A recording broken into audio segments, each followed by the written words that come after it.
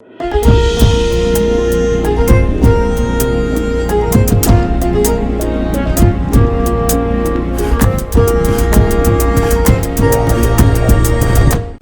ሰላምታችን በያላችሁበት ይድረሳችሁ ውድ የፈታ ቤተሰቦች እንደምን ቆይታችኋል? የዕለተ ረቡዕ የምሽት መረጃዎችን ከዚህ አስከትለን እናሰማለን።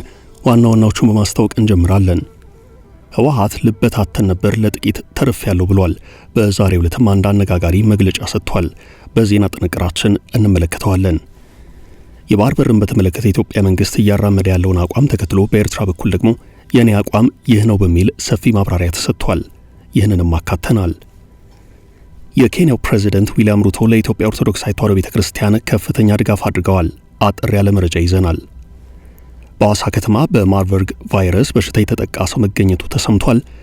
ግለሰቡ መጀመሪያ በሽታው ከታየበት ከጅንካ ከተማ ህሙማን ጋር ቀጥታ ንክኪ ነበረው ተብሏል።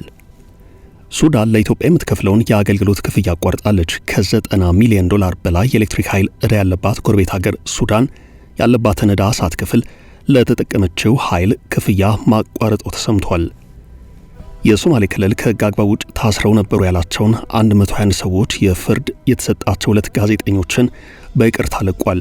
ኢሰመኮ በቅርቡ በክልሉ ጉብኝት ያደረገ ሲሆን በአጠቃላይ ያለውን እስረኛ አያያዝ የተመለከተውን ሁናት ያድንቋል። ኮሚሽኑ ለክልሉ በፍትህ ጉዳዮች መታረም አለባቸው ያላቸውንም ነጥቦች አያይዞ አቅርቧል። የፈረንሳዩ ፕሬዝዳንት ኢማኑኤል ማክሮን ቅጥር ነፍሰ ገዳይ ልከዋል በሚል ከባድ ክስ ቀርቦባቸዋል። ጉዳዩ ከትራምፕ የቅርብ ሰው ቻርሊ ከርክ ግድያ ጋር የተያዘ ነው። ይህን ጨምሮ በመግቢያ ያስተዋወቅናቸውን ጉዳዮች አንድ ባንድ እየነገርን እናቆያችኋለን። አብራችሁን ዝለቁ።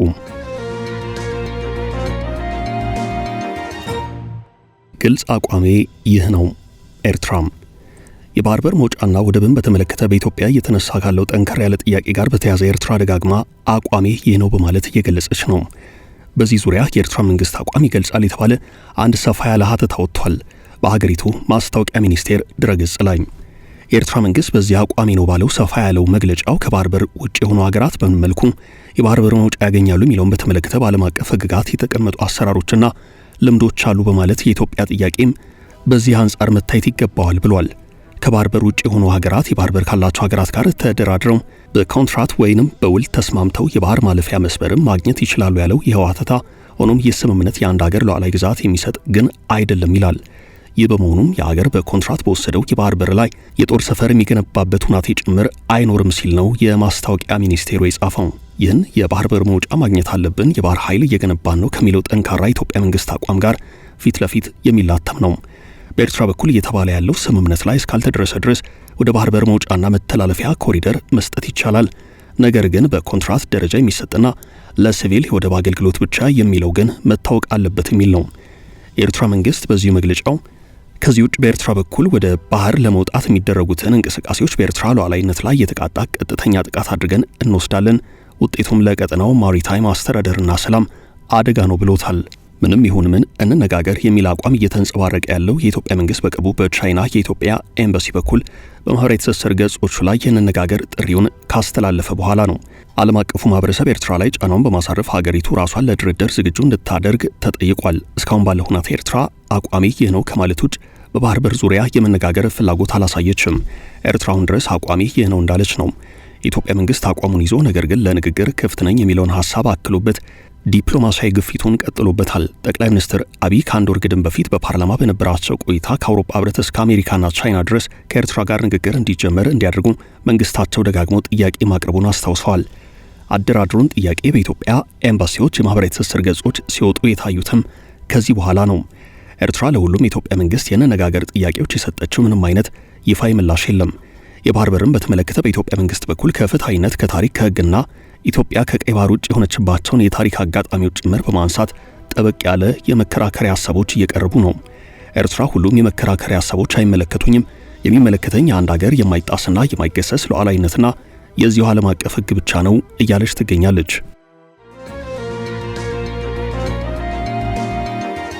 ለጥቂት ተርፍ ያለው ህወሓት በዛሬው ዕለት በመቀለ መግለጫ አውጥቷል። ለጥቂት ተርፍ ያለው ሲል አስታውቋል። ተረፉ ያለው ከፓርቲያዊ መበታተን ነው። መግለጫ የተሰጠው ፓርቲው ከቀናት በፊት ያካሄደውን የማዕከላዊ ኮሚቴ ስብሰባ መጠናቀቅ ተከትሎ ነው። ከስብሰባው መጠናቀቅ በኋላ የጽሑፍ መግለጫ የወጣ ሲሆን አንዳንድ ነገሮችን ይበልጥ ግልጽ ለማድረግ በሚል በዛሬው ዕለት በጋዜጣዊ መግለጫ መልኩ የቃል ማብራሪያ ተሰጥቷል። መግለጫው በፓርቲው ቃል አቀባይ በኩል ተሰጥቷል። አቶ አስገዶም በዚሁ መግለጫቸው በቀደመው የትግራይ ጊዜ አስተዳደር ወቅት ፓርቲው ገጥሞት ነበር ያሉትን ፈተና በተመለከተ ግምገማ መካሄዱን አስታውሰዋል። የኃይል የክህደት ኃይል በማለትም ትችታቸውን ሰንዝረዋል። በጊዜው በነበረው የውስጥ ፓርቲ ግንባታ ህወሓት አደጋ ላይ ወድቆ የመበታተን ጫፍ ላይ ደርሶ የነበረ መሆኑን ማዕከላዊ ኮሚቴው በነበረው የግምገማ ስብሰባ መመልከት ችሏል ያሉት ቃል አቀባዩ አሁን ባለው ሁናቴ ህወሓት በተጠናከረ አቅምና አቋም ላይ ይገኛል ብለዋል። አሁንም ፓርቲያችን በትክክለኛው መንገድ ላይ እየተጓዘ ነው ሲሉም ተናግረዋል። ህወሓት በዚሁ የማዕከላዊ ኮሚቴው ስብሰባው ስልጣንን ለህዝብ ጥቅም በማዋል በኩል የሚስተዋሉ በርካታ ችግሮች መኖራቸውን ተመልክቻለሁ ያለ ሲሆን በማዕደን በመሬት አስተዳደርና በመሳሰሉት በርካታ ችግሮች መኖራቸውን ደርሰንበታል ብሏል። በተለመደው አኳኋን የፌዴራሉ መንግስት የፕሪቶሪያውን ስምምነት ተግባራዊ አላደረገም በሚል ወቀሳም ሰንዝሯል። የቀድሞውን የትግራይ ጊዜ አስተዳደር አመራሮችም የብሔራዊ ክህደት ኃይላት በማለት መግለጫው ተችቷቸዋል። በትግራይ ሁሉም ነገር በህወሓት ቁጥጥር ስር ነው፣ የፖለቲካ ምህዳሩ ተዘግቷል በሚል ሌሎች ተፎካካሪ የክልሉ ፖለቲካ ፓርቲዎች የሚያሰሙት ቅሬታ በዚህ መግለጫ ምንም አይነት ምላሽ አልተሰጠበትም።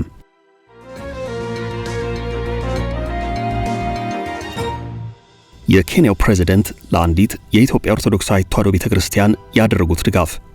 የኬንያው ፕሬዝዳንት ከሰሞኑ አንድ ያልተጠበቀ ድጋፍ አድርገዋል። የኢትዮጵያ ኦርቶዶክሳዊት ተዋሕዶ ቤተክርስቲያን በሀገረ ኬንያ የናይሮቢ እምብርት ላይ ዓመታትን ያስቆጠረ ቤተክርስቲያን አላት። ሁለተኛው ቤተክርስቲያን ደግሞ ሰሞኑን ገንብታ ለአገልግሎት አብቅተዋለች። ይህ የቅዱስ ጊዮርጊስ ቤተክርስቲያን በሰሜን ኬንያ ማርሳቤት ክፍለ ሀገር ለኢትዮጵያውያን ስደተኞች የተገነባ ነው። ቤተክርስቲያኑን የምስራቅ አፍሪካ አህጉረ ስብከት ሊቀ ጳጳስ ብፁዕ አቡነ ማቴዎስና ሌሎች አባቶች ቦታው ድረስ በመሄድ ባለፈው ሳምንት ባርከው አገልግሎቱን አስጀምረዋል። ይህን የተመለከቱት ፕሬዚደንት ዊልያም ሩቶና የአካባቢው አስተዳደሮች ደስታቸውን ገልጸዋል። ቤተክርስቲያኑ ከኢትዮጵያውያን ባለፈ በቀጠናው ለሚኖሩ ኬንያውያን ወደ እግዚአብሔር ቤት መሰባሰቢያ እንደሚሆን በመግለጽ ለቤተክርስቲያኗ የገንዘብ ድጋፍ ተደርጓል። ዊልያም ሩቶና የአካባቢው ባለስልጣናት ያሰባሰቡትን ግማሽ ሚሊዮን ሽልንግ በአሁኑ ምንዛሬ ከግማሽ ሚሊዮን ብር በላይ ለናይሮቢ መድኃኔዓለም ቤተክርስቲያን አስረክበዋል ተብሏል።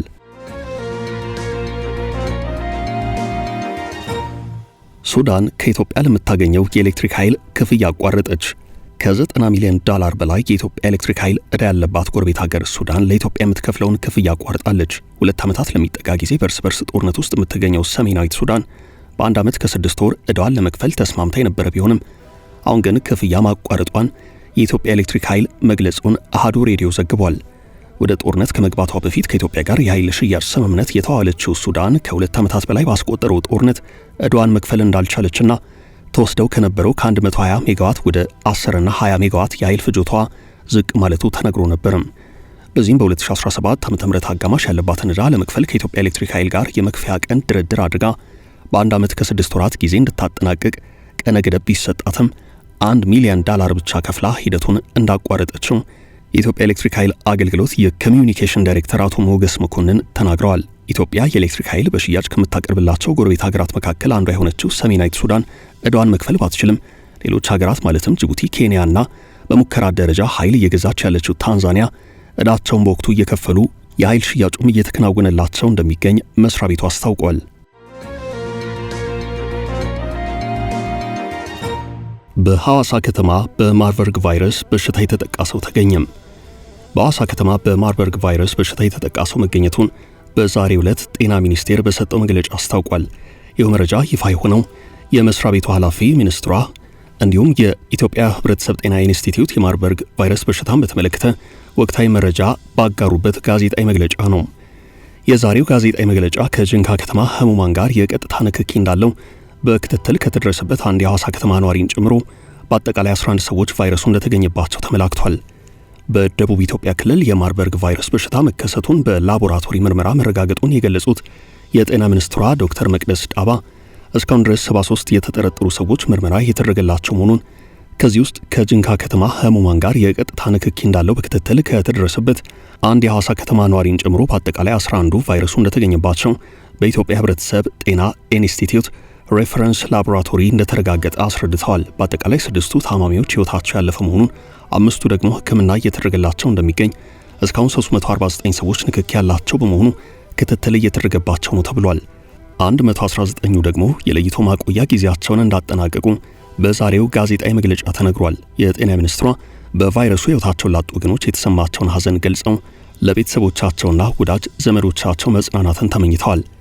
ይህ በዚህ እንዳለ ወረርሽኙ በተከሰተባቸው አካባቢዎች የለይቶ ማከሚያ ማዕከላትን በማቋቋምና የሰለጠነ የሰው ኃይልና አስፈላጊውን የሕክምና ግብዓት በማደራጀት ለታካሚዎች የተጠናከረ ሕክምና እርዳታ እየተሰጠ ሲሆን ለታማሚዎችም የተሻለ ሕክምና ለመስጠት ይቻል ዘንድ ከዚህ በፊት ወረርሽኙ ተከስቶባቸው ከነበሩ ሀገራት ጋር የልምድ ልውውጥ በማድረግ ከዚህ ቀደም ጥሩ ውጤት ያስገኙ መድኃኒቶችንና ክትባቶችን ወደ ሀገር ውስጥ በማስገባት ለታካሚዎች ተደራሽ እየተደረገ እንደሚገኝ የጤና ሚኒስትሯ ተናግረዋል። አዲስ የሚያዙ ሰዎች ከተገኙ የለይቶ ማቆያ ማዕከላት የሕክምና አቅርቦቶችና የሰለጠኑ ሰራተኞች ዝግጁ መሆናቸውን የተናገሩት የኢትዮጵያ ሕብረተሰብ ጤና ኢንስቲትዩት ዳይሬክተር ዶክተር መሳይ ኃይሉ በሀገር አቀፍ ደረጃ ዝግጅት እየተደረገ ነው ብለዋል። በአውሮፕላን ማረፊያዎች፣ በድንበር ቦታዎችና በሌሎች የመግቢያና የመውጫ ቦታዎችም ምርመራው መጠናከሩን አያይዘው ገልጸዋል።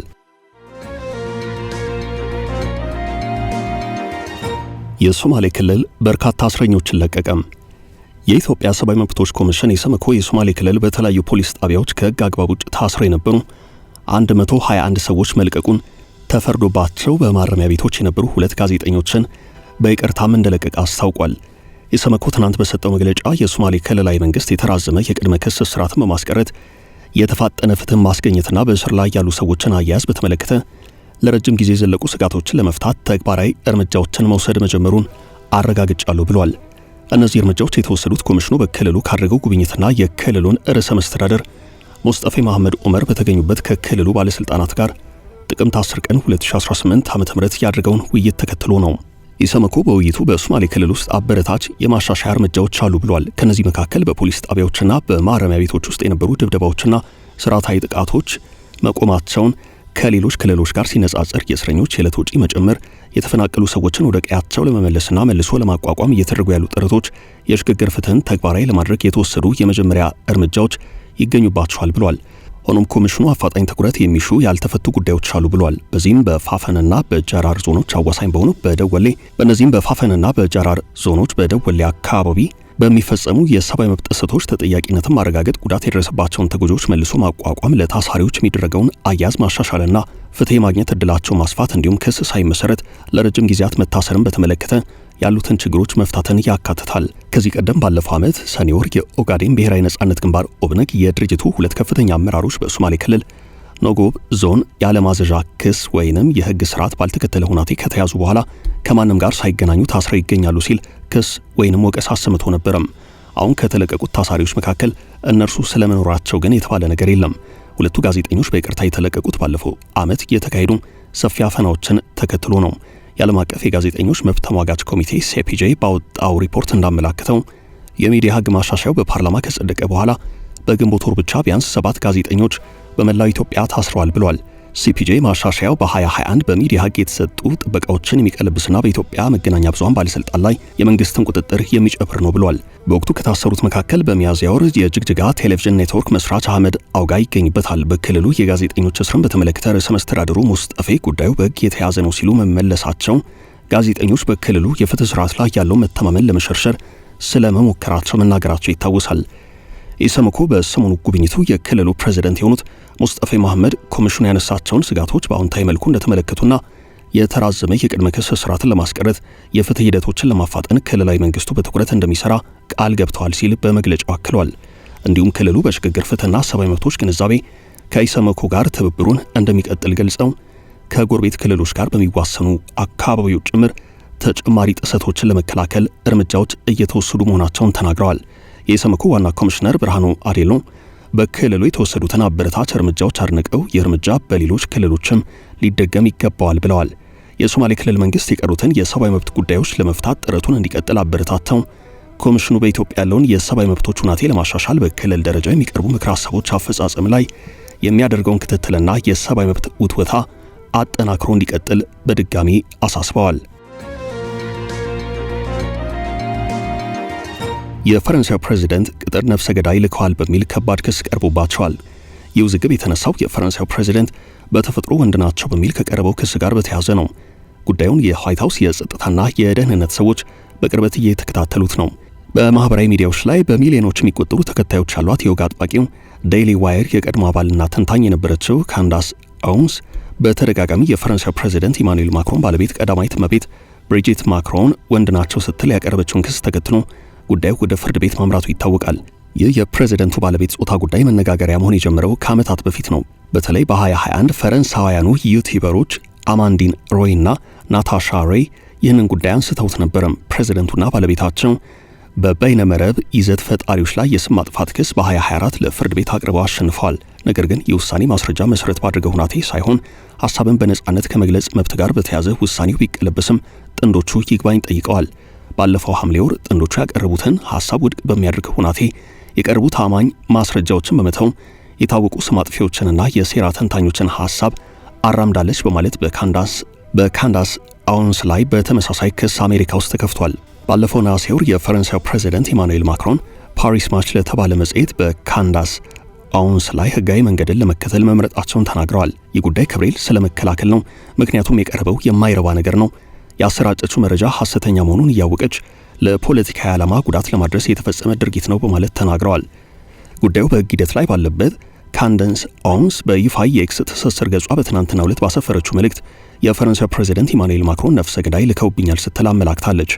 በዩቲዩብ ከ5 ሚሊዮን በላይ ተከታዮች ያሏት ካንዳስ በምታጋራቸው ሞጋች ርዕሰ ጉዳዮች ትታወቃለች። አሁን ለህይወቷ በሚያሰጋ ሁኔታ ላይ እንደምትገኝ በመግለጽ በሳምንት ጊዜ በስራ ገበታዋ ላይ እንደማትገኝ አመላክታለች። የነጩ ቤተ መንግስት የጸረ ሽብር ቢሮ የፈረንሳይ ፕሬዚደንት ኢማኑኤል ማክሮን ቅጥር ነፍሰ ገዳይ እንዳሰናዱብኝ መረጃው አለው ስትልም አመላክታለች። ይህች የሚዲያ ሰው አያይዛም በኤክስ ገጿ ባሰፈረችው ጽሑፍ በቻርሊ ከርክ ግድያ የፈረንሳይ ፕሬዚደንት ኢማኑኤል ማክሮን እጃቸው አለበት ብላለች። የዶናልድ ትራምፕ ሁነኛ ሰው ወግ አጥባቂ ተሟጋች እንዲሁም የሚዲያ ሰው የሆነው አሜሪካው ቻርሊ ከርክ ከ2 ወራት በፊት መገደሉ ይታወቃል። የ31 ዓመት ወጣት በአሜሪካ ኮሌጅ ውስጥ ባዘጋጀው ስነ ስርዓት ላይ ኢላማ ተደርጎ በተተኮሰበት ጥይት ነው ህይወቱ ያለፈው። ውድ ቤተሰቦቻችን ለዛሬ ያዝንላችሁን ርዕሰ ጉዳዮች እዚህ ላይ ቋጨን። ላይክ፣ ሼር እና ኮሜንት በማድረግ ለቻናላችን ድጋፋችሁን መግለጽ እንዳትዘነጉ እያልን ከሌሎች መረጃዎች ጋር ደግመን እስክንገናኝ ቸር ያሰማን።